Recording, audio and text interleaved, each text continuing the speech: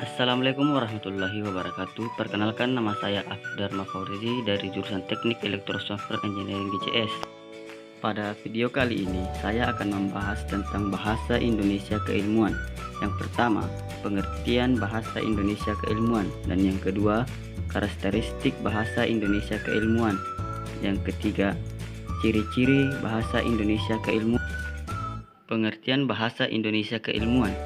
Bahasa Indonesia keilmuan atau BIK merupakan bahasa yang digunakan untuk kepentingan komunikasi keilmuan, dan juga bahasa Indonesia keilmuan merupakan salah satu ragam bahasa Indonesia yang digunakan untuk menyampaikan buah pikiran yang bersifat ilmiah, bersituasi resmi dengan unsur-unsur kebahasaan yang bersifat baku.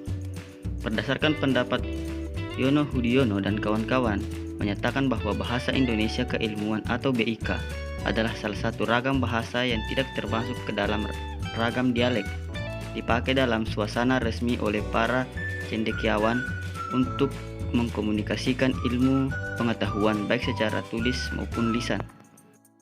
Yang kedua, karakteristik bahasa Indonesia keilmuan. Yang pertama, menggunakan kata-kata, struktur frase, dan kalimat baku. Kedua, mengikuti kaidah-kaidah bahasa Indonesia baku. Ketiga, kata-kata dan struktur dialek harus dihindari. Keempat, memakai kata-kata atau istilah dalam arti denotonasi, bukan dalam arti konotonasi. Yang kelima, lugas, jelas, tidak berlebih-lebihan, dan tidak emosional. Yang keenam, hubungan gramatikal antar unsur, kalimat atau paragraf bersifat padu. Ciri-ciri bahasa keilmuan. 1. Cendekia, yaitu bahasa Indonesia keilmuan itu mampu digunakan untuk mengungkapkan hasil berpikir logis secara tepat. Kedua, lugas dan jelas, yaitu bahasa Indonesia keilmuan yang digunakan untuk menyampaikan gagasan ilmiah secara jelas dan tepat. Yang ketiga, gagasan sebagai pangkal tolak, yaitu bahasa Indonesia keilmuan digunakan dengan orientasi gagasan. Hal itu berarti penonjolan diarahkan pada gagasan atau hal-hal yang diungkapkan, tidak pada penulis. Yang keempat, formal dan objektif, yaitu komunikasi ilmiah melalui teks ilmiah merupakan komunikasi formal.